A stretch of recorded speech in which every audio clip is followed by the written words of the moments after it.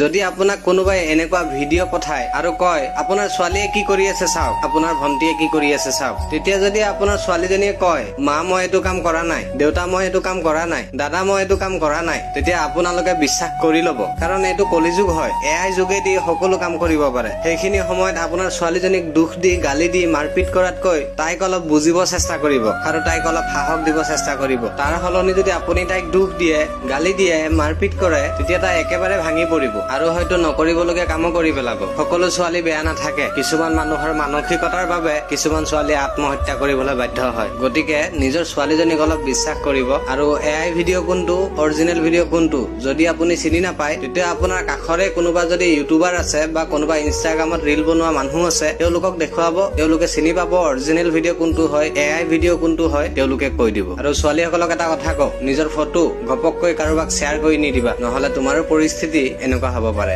এই ভিডিঅ'টো পৰিয়াল আৰু বন্ধুৰ সৈতে শ্বেয়াৰ কৰি দিবা। ধন্যবাদ।